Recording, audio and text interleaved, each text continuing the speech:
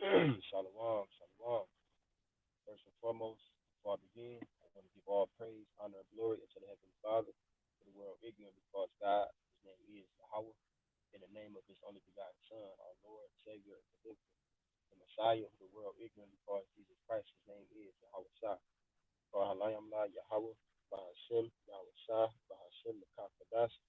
Love honors to our apostles and elders, the great millstone, who told us to go and pursue truth through the spirit and power of Yahweh Shah. Salutations, peace, blessings, and safety to the hopeful elect, especially in these times. Yahweh Bashim Yahweh Shah, Bashim Kakadash, Shalom. So, Brother Abiyah with another lesson to the spirit, power, and mercy of Yahweh Bashim Yahweh Shah. Lord willing, this lesson will be edifying unto the elect. All right, this lesson will be entitled Secure the Bag. All right, excuse me. And basically, that phrase, that's a phrase that's common among Jake.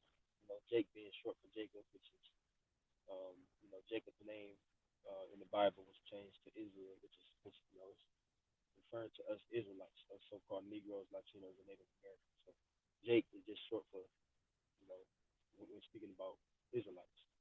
All right, so you know Jake, when Jake talk about securing the bag, what Jake is talking about is getting money. And Jake be like, yeah, I'm in my bag, or I'm trying to secure the bag. They talk about I'm trying to get this money. I'm trying to run it up. All right, but this is the way that I'm saying it is spiritually. We securing the bag spiritually.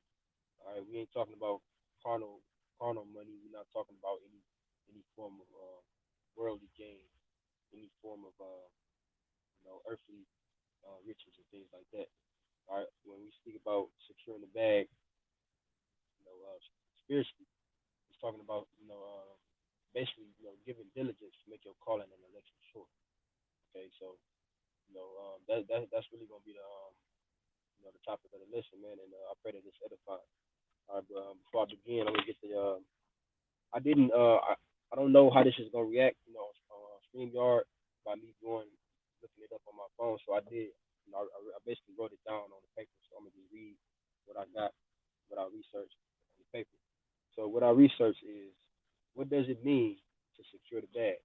Of course, I know what it means, but I just wanted to see what the what the internet would say. And I went to the Urban Dictionary, which basically Urban Dictionary is a website where Edomites, for the most part, go, or just young people, they go to see what different phrases mean, different sayings and things like that. But so I did look up what do secure the bag mean, and on Urban Dictionary it was three different definitions, if you will. All right, the first one said the bag. All right, so the bag symbolizes anything you want or desire. Okay, and it says you must obtain it and accomplish your goal. So when we're speaking about um, the goal that we have, our goal is ultimately to be of the elect. Period. Our goal is to be sealed with that tawah, man, that spiritual mark of exemption from judgment, man, by Yahweh Shah. Our goal or our want, our desire is to be delivered from destruction when it comes upon this place, because it's surely going to come. Okay, that's our desire. Us who are sincere, us who are of the hopeful elect. And it says you must obtain it and accomplish your goal. And that's the mindset I'm gonna speak for myself. That's the mindset that I have, and I see that other brothers, beginning with the apostles and the elders on down, have that same mindset. We must obtain it, and we must accomplish our goal, and that's through the spirit of power of Yahweh by Shah. Because if we don't obtain it, meaning if we don't obtain salvation, if we don't obtain deliverance from this wicked place, it's over with. You know, it's either you get saved, or you get beamed up by the chariots, or you get destroyed in whatever form is coming, because there's many different forms of destruction coming. Okay, but those who have secured the bag, they're going to be okay. That's the elect, man. The elect, in the end of everything, when everything is said and done, the elect is going to secure the bag, man, and the elect is going to be delivered, man. All right. So I'm gonna go to the second definition. It says an expression used to describe an act of taking or obtaining advantage of the situation and keeping something of value. Okay. on point, man. This situation that we in, which ultimately is this thing of ours, us being in the truth, us being blessed and called into this marvelous light, man, this knowledge, wisdom, understanding that we have, we must, take advantage of this. We have to seize this moment, man. We have to really use this to the utmost to do our best to please how about outside, because if not, again, it's no other way. I'm gonna read it again. It says an expression used to describe the act of taking or obtaining advantage of the situation. All right, we must take advantage of this situation. We must take advantage of having what the rest of the world don't have. The rest of the world don't have this truth, man. They may think they have. They may think they have it. They're deceived. They may go about saying that they have the truth. They may go about even trying to teach whatever they think they know, saying that it's the truth, but it's really not the truth. It's not according to the Most High's word. It's not according to the oracles of Yahweh Shah. But we have the real truth, man. What we have is very valuable, and it's not easily obtainable. So us being blessed with this, and knowing that it can be taken away at any moment if you take it for granted, we must seize this. We must take advantage of this. And it says, and keep something of value. This is very valuable. This is the most valuable thing you can ever have. So we must do our best, our due diligence to keep this. Okay? Secure this thing, man. Okay, remember that bag symbolizes something, it symbolizes anything you want or desire. We desire the kingdom. Okay? We desire to be crowned by Yahweh, by Hashem Yahweh Shah, man. Ultimately, we're gonna, Lord willing, we'll be able to elect. We're gonna be crowned by Yahweh Shah himself. But it's as if we already have the crown, but we just have to defend it. We have to, hold fast to it. Which I'm gonna get that scripture, those scriptures later on, Lord willing. Okay, so the third definition says to make sure you are getting money and storing it up. And as I said in the beginning, we're not talking about physical carnal money, man. We're talking about the true money, the true riches, this wisdom. Okay, this wisdom is the true money. Okay, us laboring in this work, us, you know, uh, toiling as we do, beginning with the apostles and the elders on down, man. Us picking up the cloud, man. This is us working for a reward. We all working for that penny, man. Okay, so it says to make sure you are getting money. So us spiritually getting that money, we doing the work. We constantly laboring. We throwing up videos. We going out there presenting our bodies as living sacrifice.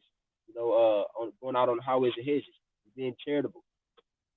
We showing brotherly love, man. We to the best of our abilities, being merciful to one another, man. Keeping the law, statutes, and commandments to the best of our ability. Doing those things that's pleasing to Yahweh Shah. That's us working. That's doing the work. Doing the work. The main part of doing the work is preaching the word, prophesying, but doing the work also consists of other things as well. I always say this, through the spirit. So again, to make sure you're getting money and storing it up. We storing up spiritual riches, man. We storing up those spiritual riches in heaven. Okay. So, hey, us being in this truth, man, hey, we gotta really take advantage of it. Don't take this thing for granted, because if you take it for granted, the Lord will take it from you, man. Remember the account, or the parable that Yahweh Shah spoke of. That man that laid his talent up in the net. Yahweh Shah, he gave us that talent so it can be flipped, so that he can receive his usury when he returns. Okay, you don't want to hold, you don't want to take what Yahweh Shah gave and store it up out of fear, out of doubt, out of faithlessness, out of whatever reason it may be. You don't want to do it at all. So you must take it and do what's necessary through the spirit of power of Yahweh Shah and flip it, man. So that when Yahweh Shah comes back, we can say that we did our best and we gave our all, and we can be able to give more than what we initially had in the beginning. All right, but that's enough talking. I'm gonna get to the scriptures. All right, so let me just get the scriptures that I got tabbed up. Get straight to the point, and Lord willing, this edify. First, I'm gonna go to Wisdom of Solomon, chapter 8, and verse 4. Wisdom of Solomon 8 and verse 4 says, "For she is privy to the mysteries of the knowledge of the Most High, and a lover of his works. Okay, and that she is talking about Sophia. It's talking about wisdom. Okay, again it says for she is privy, meaning she's you know, for lack of better words, hip. She's in the know, so to speak, to the mysteries of the knowledge of the Most High, and a lover of His works. Okay, so you get a quick precept for that. Okay? Again, I'm gonna read it again. For she is privy to the mysteries of the knowledge of the Most High, and a lover of His works. Let me see if this. I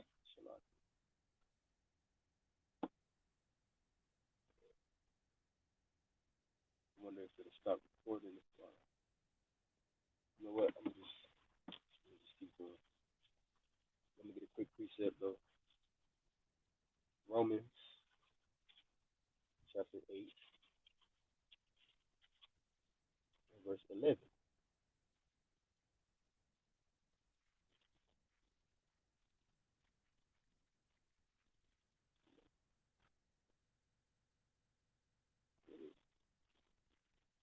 Oh, Salaki 8, Romans Salaki. I'm looking at another scripture. So this is Romans 11 and verse 33. It says, "Oh, the depth of the riches, both of the wisdom and knowledge of the Most High. How unsearchable are His judgments and His ways past finding out." Okay, so the emphasis is on the depth, the deepness, man, the manifoldness, for lack of better words, the man, the intricacy of the riches, both of the wisdom and knowledge of the Most High. So the knowledge and wisdom of the Most High, riches, is of value, and it's so deep that the human mind can't really fully fathom it. It can't really fully comprehend it. So you go back to Wisdom of Solomon.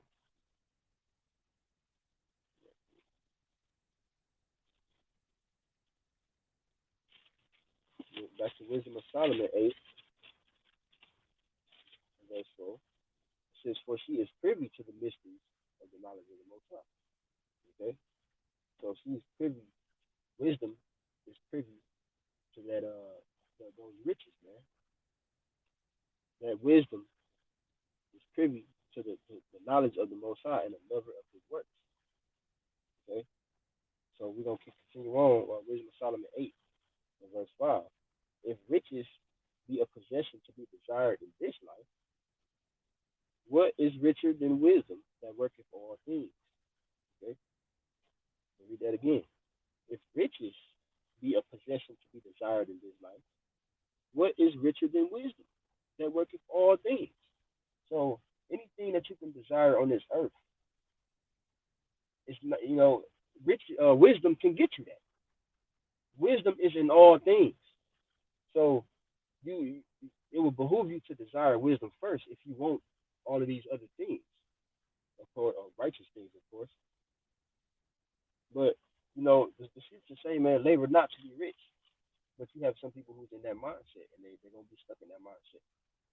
All they care about is getting more money. They care about the carnal aspect of securing the bag. That's all they think about. That's all they want to do is get more money. And when they get more money, that term is not enough, and then they want more money than that. But us who's in this truth, man, the Lord has blessed us with a spiritual mindset, so that when we get this wisdom, we desire more wisdom because we understand what comes with this wisdom. And this wisdom, teaches us how to move, it teaches us how to maneuver, it teaches us how to deal with different situations. This wisdom gives us the full blueprint of how to be, how to live.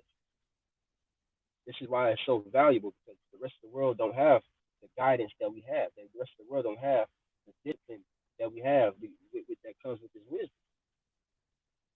All right? And read it again. If riches be a possession to be desired in this life, what is richer than wisdom? Okay? Because it says, which worketh, that worketh all things.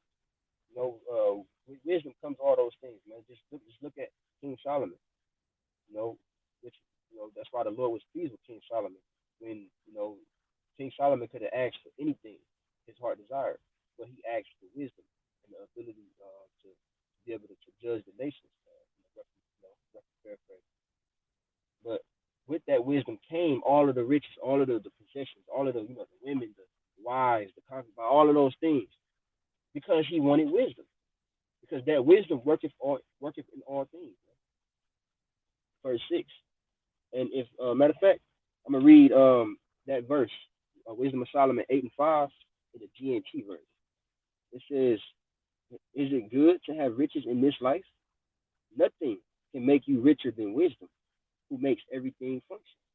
See, so wisdom is like the scriptures say. Wisdom is the principal thing, man. The word principal means the chief thing or the first thing.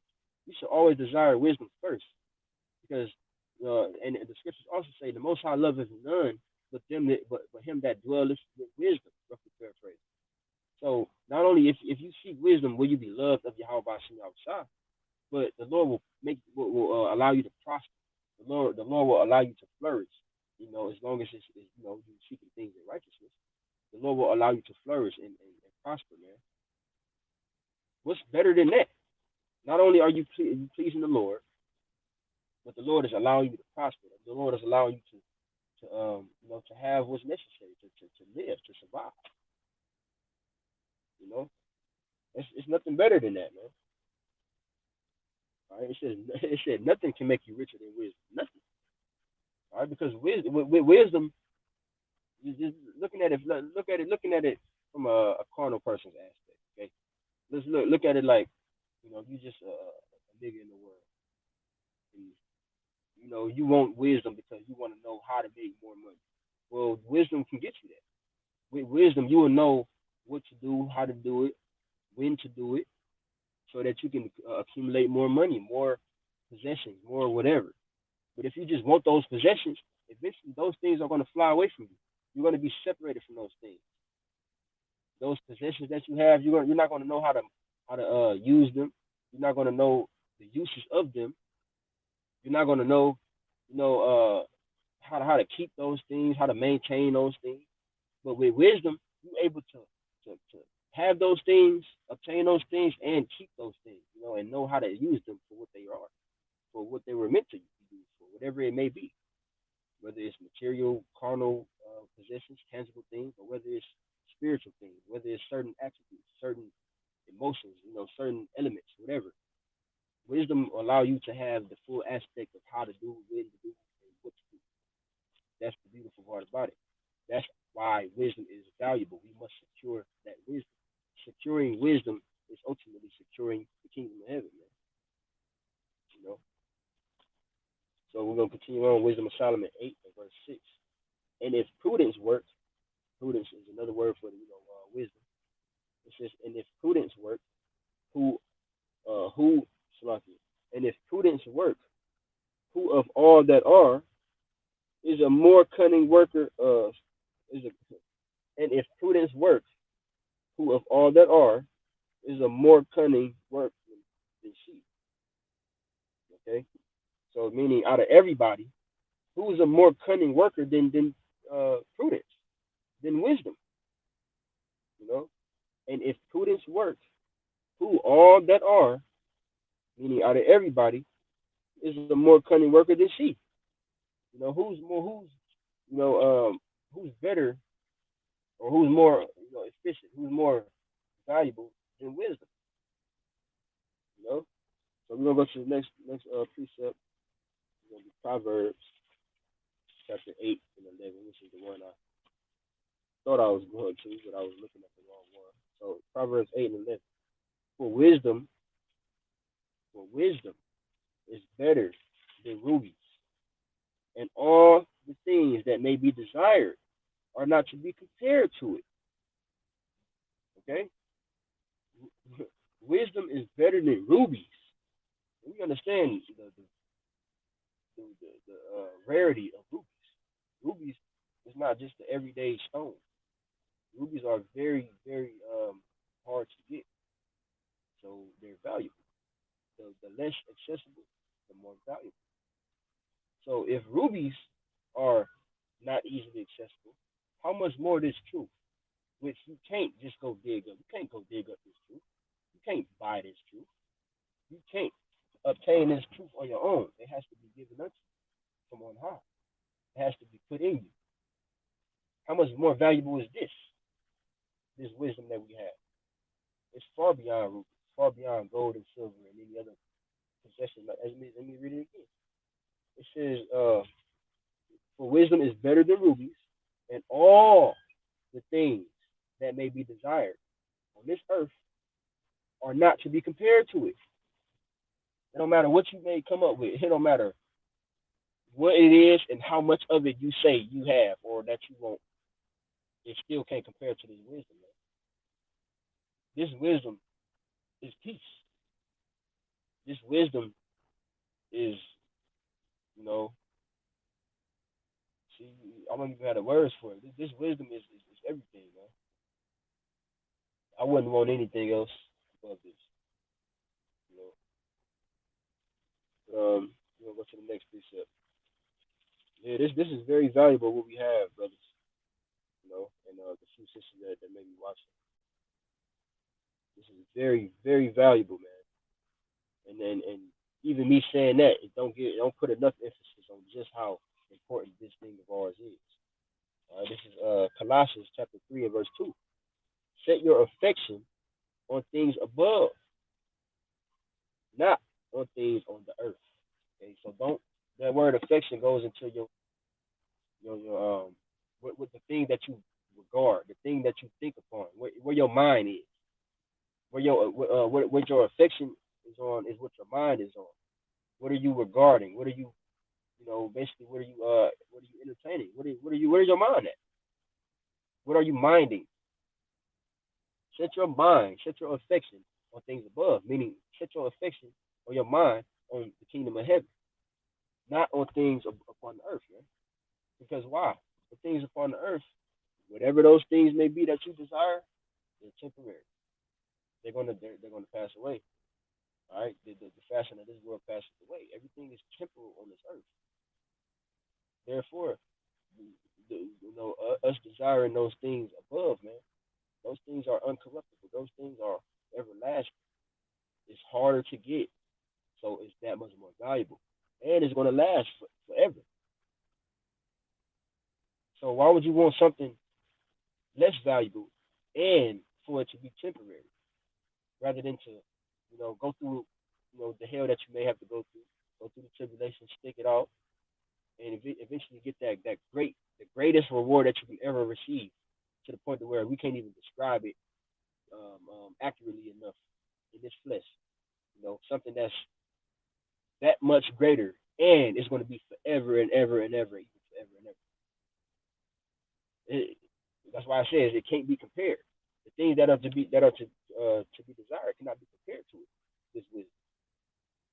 Okay, I'm gonna read it again. Colossians 3:2. Set your affection on things above, not on things on the earth. Don't worry about this world, man. The scriptures say, let go from your mortal thoughts. We need to be kingdom minded. We need to have our minds already set in the kingdom of heaven, man. Still being mindful, still being vigilant and circumspect and aware of where we at and what we have to go through. But you have to have that bigger picture mindset.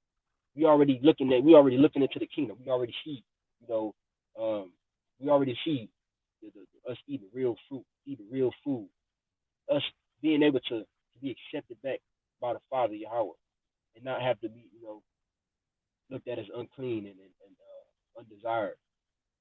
Us being in order, in complete order, our women being finally in order, us being finally in order, man. So on and so forth. All of these great things, but people want to stay in this filthy ass, funky ass earth. And of course, I'm not talking about the earth itself, because the earth is beautiful, it's made by Yahweh by Shema outside. But the current condition it's in, because of the devils that's ruling it and running it, makes it funky. These funky ass these devils that's running it, really you should say, look at the condition that they have the earth in, and the animals and the people that dwell on the earth. There's nothing here, man. This place is not of value yet because it's not being ran by valuable people. All right, when Yahweh Shah, that one who is profitable, gets set up upon the earth as the true king. Beginning with the Heavenly Father Yahweh on down to Yahweh Shah, King David and the 144,000 governing body men. Once it begins to be ran in order under those, under that order, then things is gonna really, hey, you're gonna see, Lord willing, we gonna see. Okay, so let's go to the next precept. All right, Matthew chapter 6, verse 19. I got to get it. It says, "Lay not up for yourselves treasures upon earth." Yeah, don't set your affections on your affection on things on earth. It says, "Where moth and rust doth corrupt, and where thieves break through and steal." Yeah, where it can be touched, it can be stolen, it can be corrupted, it can be tainted. Where it can be, you know, lost because you may get sidetracked, you may get distracted, or you may get too proud, you may get too ahead of yourself, whatever the case may be. But when you can have that same thing but magnified in righteousness, you'll be able to enjoy it because you're gonna know what to do with it. You're gonna know how to appreciate Yahweh Bashim outside and not look at yourself, not be into yourself, giving yourself praise and exalting yourself because you may have a certain amount of money, you may have a certain amount of women, you may have a certain amount of possessions, whatever. But no, we're going to be abased right now so that Yahweh Bashim outside can give us those things and we may enjoy the righteousness. And continue to give praises and glory to Yahweh Bashim outside and be able to enjoy those things. I'd rather have it that way.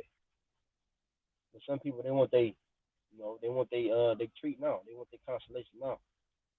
You can have it. It ain't gonna last too long. It ain't gonna be that fun. It's not gonna be as you know as entertaining or satisfying as you think it is. But yeah, go ahead, do it. All right, back to Matthew 6 and verse 20.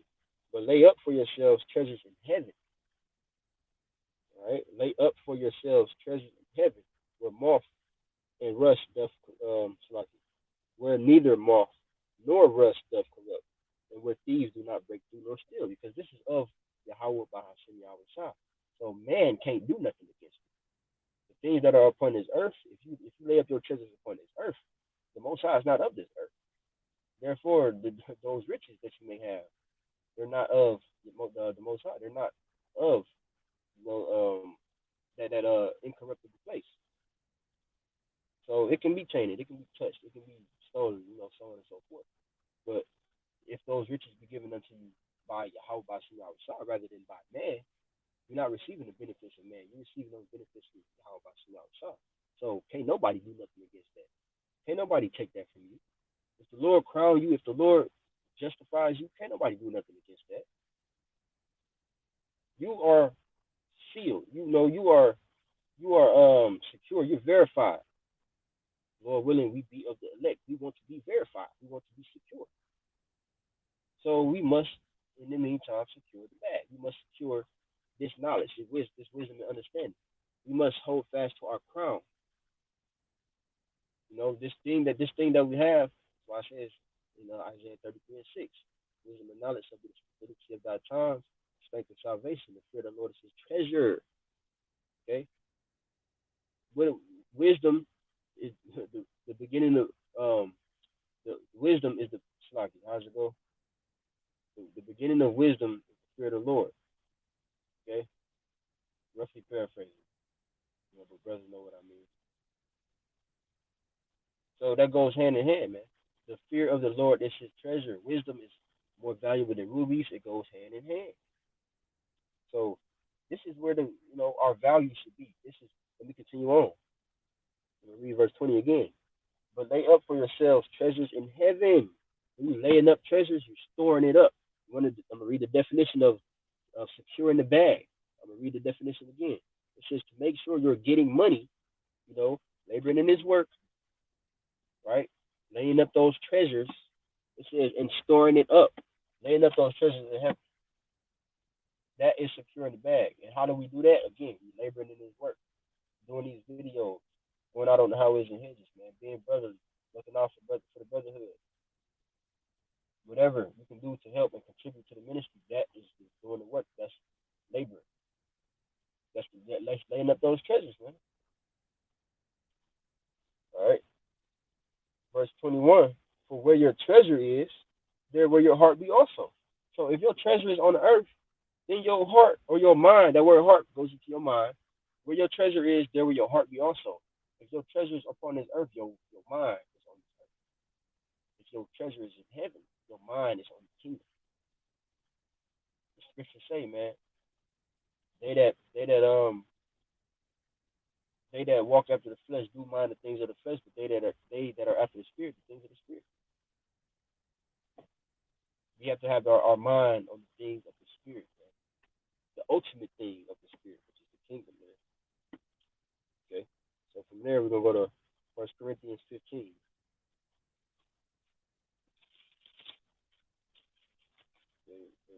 verse 58. It says, therefore, my beloved brethren, be steadfast, unmovable, always abounding in the work of the Lord, always working.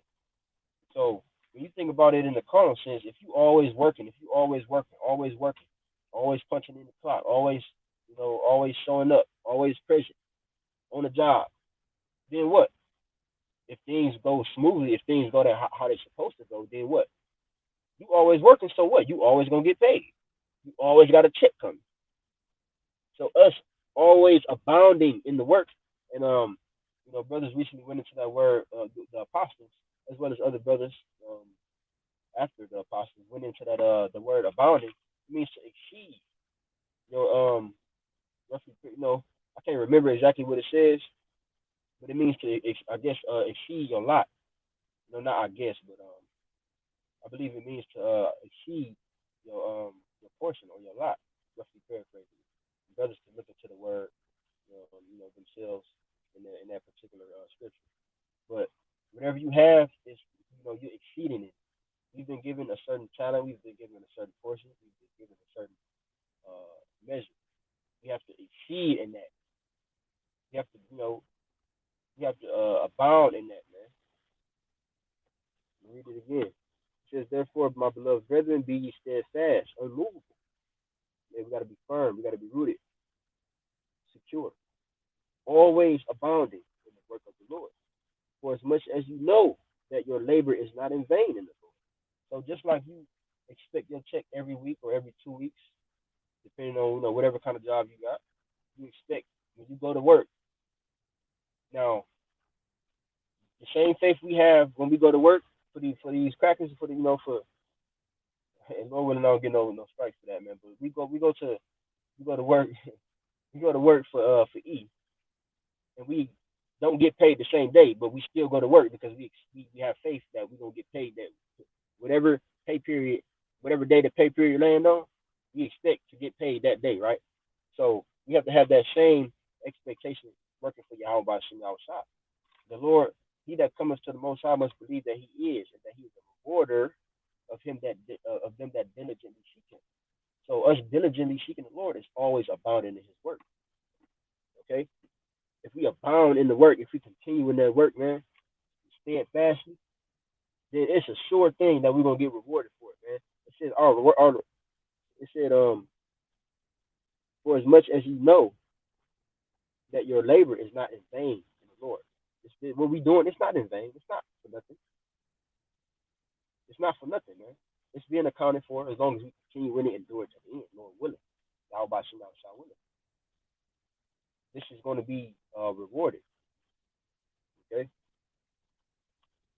And the scriptures also say, man, the Most High is not unrighteous to forget your work and labor of love. So by us continuing in this work, that is securing the bag, enduring, being diligent in this thing. We securing the bag. We securing the bag. Okay. From there, we're gonna go to Revelation 3:11. I got another precept, and then we're gonna close it out.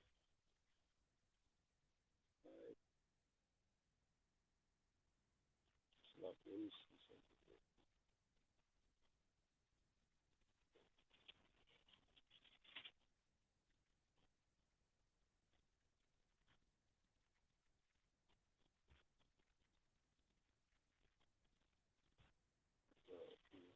I had another precept tabbed up, but it's all good. So we're gonna go to Revelation 3:11. It says, "Behold, this is Yahweh Shah speaking. Behold, I come quickly. Hold that fast which thou hast, that no man take thy crown." Again, as I said, it's as if we already have the crown. The Lord, it's like we already, came down and we already got the crown. But we gonna go through all these different obstacles and hurdles and tribulation and afflictions and things like that. People trying to take our crown. The demons that's on us in our own minds, trying to get us to throw away the crown, trying to get us to leave it. But we can't leave it. We got to hold fast to it. All right. We got to secure this thing, man. We gotta, like I whenever I bring this scripture out, I mentioned, when the brothers, it's kind of like when you think about playing football and when you in practice, and it's a certain drill. I forget what it's called, but it's when your teammates line up, and you got some lined up on this side, you got some lined up on that side, and you got to run through. Your teammates got these pads, and you got to run through, and your teammates hitting you while you running through, and you got to hold on to that ball. That's like unto us, holding on to that crown, holding on to this knowledge, wisdom, and understanding, holding on to faith in Yahweh Shem Shah while we getting banged up along the way. We don't go through things. We gonna go through our hell, our portion of hell. We're gonna go through affliction. Hey, many are the afflictions of the righteous. Through much tribulation, we must enter into the kingdom. Man. Remembering these things. So that's why we must prepare for these things.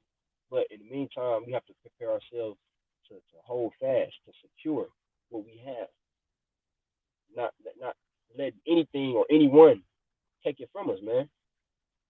Can't nobody pry it out of our arms. Can't nobody finesse us out of it. Can't nobody try to buy it from us or bribe us for it. No, man. We got to have it in our minds that we gonna hold on to this crown until Yahweh comes back and push it on our head. It ain't on our head just yet, but it's as if we have it in our possession. But eventually, when we, Lord willing, we endure to the end, the Lord gonna put it on our head, man. All right. So I'm gonna read it again. Behold, I come quickly. Hold that fast which thou hast, that no man take thy crown. So, hey, you don't want nobody to take your crown. So we have to do what's necessary, man. Let me get this last precept. Revelation 2:25. It says, "But that which ye have already," it says, "But that which ye have already, hold fast till I come." And the Lord said in the next chapter that I did read, "I come quickly." So our salvation is nearer than we believe. So therefore, on the other side, on the flip side, the balance, the destruction is nearer than we believe it will. Because after the destruction comes the salvation. So, hey, we can't let none of this, these things that's coming, stop us from having faith in Yahweh by Shema Shah, from seeking the Lord, from worshiping the Lord. All right? So, hey, secure the bag. Secure the bag. I also wrote down the blue letter definition for that word hold fast. It said to not discard or let go. Don't let go. Don't let go of that crown, man. You gotta hold it tight, hold it securely. Okay? That is the bag. That crown is our desire. It's our want, our goal. So you gotta hold it, you gotta secure it. Okay? It's the bag. It says not discard or let go. To continue to hold, to retain, to restrain, to lay hold on, to seize, to keep. Okay? So yeah, man. Those things is what we must apply, man. Beginning with myself first and foremost when it comes to this truth. We have to hold fast to this thing and do it to the end through the spirit of power, Yahweh Shema Shah. Stay prayed up, pray for ourselves, our families, and one another, as well as brothers and sisters' families, man. The sincere ones. All right. All right, but I pray that this is edifying. Through the spirit of power, Yahweh Shem outside. With that, I'm gonna close it out and give all praise, honor, and glory unto Yahweh, Bahashem, Yahweh Shah, Bahashem, Makakadash. Have honor to the apostles and elders of the millstone. Salutations, peace, blessings, and safety unto the Lord.